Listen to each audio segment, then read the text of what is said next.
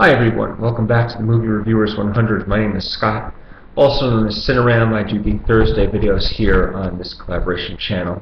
I have been doing so much uploading and planning to upload that I almost forgot to actually post a video this week on the channel, which I'm supposed to do every Thursday. Our theme is Oliver Stone, but before I get into him, I just wanted to mention that last week our theme was Tony Scott, of course.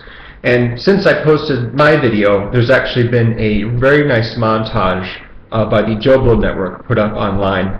And it's got a YouTube upload as well, so I've linked it below if you'd like to see it. Oliver Stone, like Tony Scott, is a director I feel with his big heyday, his really impressive period for me was in the 90s. Movies like JFK and Natural Born Killers and Nixon and U-Turn, which Ray reviewed. But my favorite Stone film is Talk Radio. And check this out now. I'm doing a live camera upload right here. I get to actually look at my image on the monitor, see if I'm holding the... there it is. There we go. That's Eric Bogosian right there.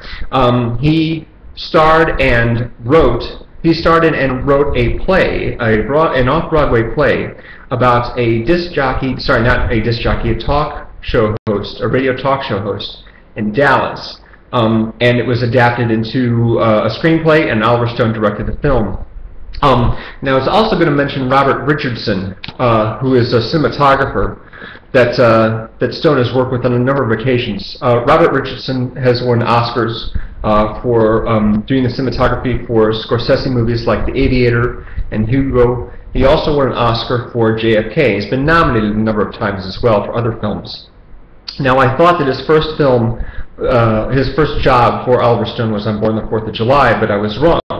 He actually has been working for Oliver Stone since Wall Street in 1987. No, that's wrong. He's actually been working since Salvador.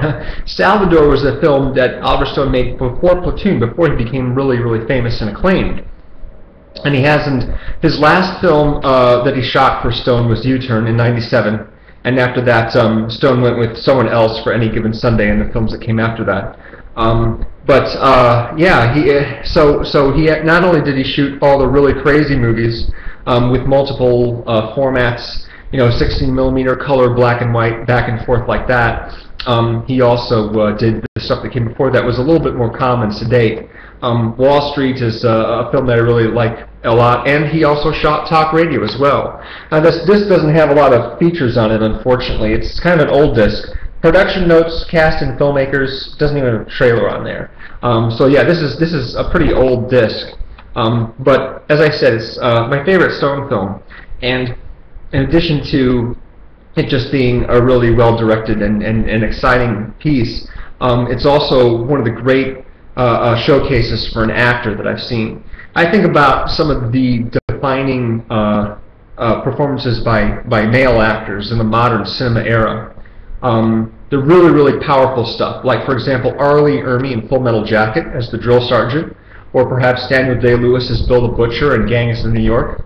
And for me, Eric Bogosian as the lead in Talk Radio really tends to stand amongst those guys.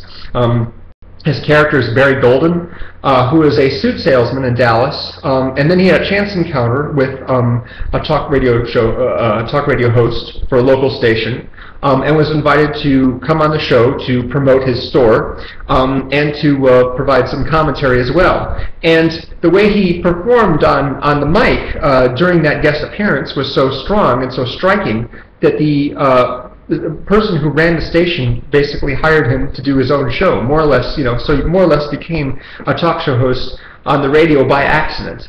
But he took to it very, very well. Guy's got a very, very strong voice, you know, very, very radio-friendly voice. You know, Eric Bogosian takes his character like a duck to water. He's been in other films as well, in supporting parts. And he was the precinct captain on one of the Law and Orders. I believe it's Criminal Intent with Vincent D'Onofrio, who, incidentally enough, was in Full Metal Jacket. Bogosian in this movie, the play sort of was something that was led into by his original stage career as a monologuist. If you didn't know what a guy who does monologues does, exclusively monologues, they're stage performances where one person basically is the whole show. And for his shows, he'll play like maybe 7 or 8 different characters. And each character will have 8 minutes in which he's just talking randomly to the audience, or he's talking to other people in the scene. And he establishes a scene by communicating with characters who you don't see. But the story and what have you is the character basically might be telling a story, or he might just be dealing with other people. But in any case, it's 7 or 8 characters per show, in which he just basically runs off at the mouth, and they're all pre-written, of course. It's not improvised. But that was Bogosian's forte. So for talk radio, obviously, he wrote this play as something for him to appear in, and he did. And then Stone, of course, cast him in the film, which was a wise move on his part. The character takes on the name Barry Champlain. That's his radio persona, and he starts off with kind of a frivolous show, but over the years it becomes more serious and more politically oriented.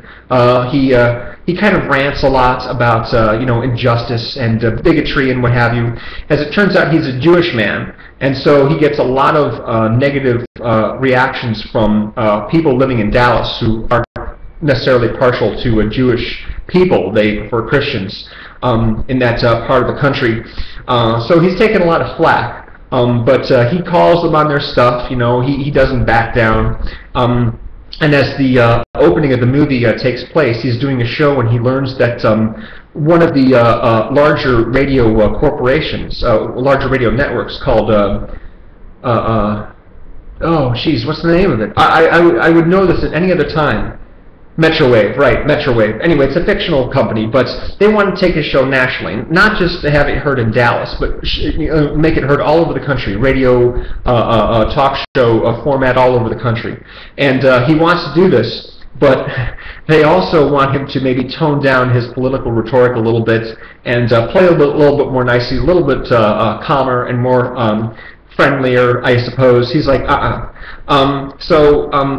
He, in addition to dealing with these guys, he's also dealing with the people who call in. Some of them are really dumb. Some of them hate his guts. They're openly racist and anti-Semitic. He gets mysterious packages in the mail that contain threatening notes and what have you. And he's dealing with all this stuff while he's performing on his show.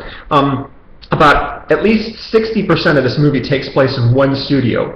The beginning and ending of the movie takes place entirely, in the studio while he's performing shows. There's like a weekend that he has off in between those segments, and there's flashbacks to earlier before he got the job itself.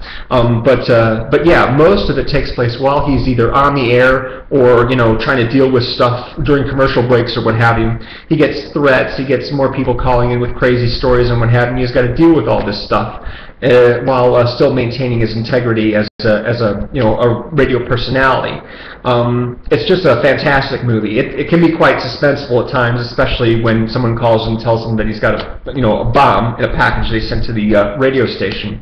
But for the most part, it's a real talk-heavy movie, as is natural for a movie that's not only taking place in a radio station, but based on a play as well. But yeah, it's a fantastic movie, and Robert Richardson shot this one.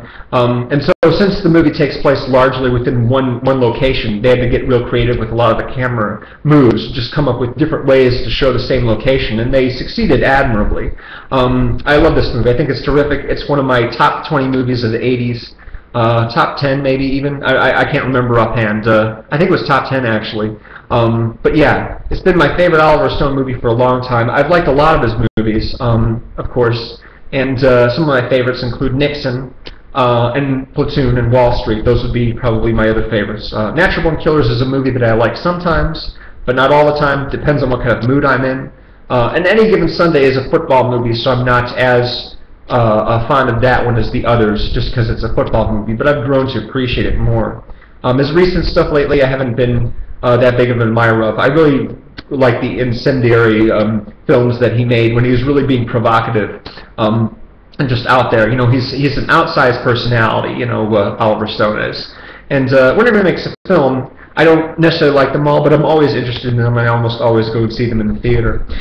So yeah, talk radio. If you've not seen this one, this is one of those, like Ray was talking about in his review of U-Turn. It's one that doesn't get a lot of praise, but But if you have the opportunity to see it, do not miss it. It's one of a kind, and Eric Bogosian's one of a kind performance in there, right up there with some of the greats, in my opinion. So, thank you very much for watching. We'll have a new theme. Whoops, here goes my mic. We have a new theme, of course, starting tomorrow. As this is Thursday, I should also mention that tomorrow, Lovestalker in Chicago. If any of you folks watching are in Chicago, come to the Portage Theater in Milwaukee on Friday, September 7th. That's tomorrow night, or any of the subsequent 4 days that the movie is going to be showing that week. And come see a great independent movie made by friends of mine. Appreciate it. Thank you very much, and I'll see you next time.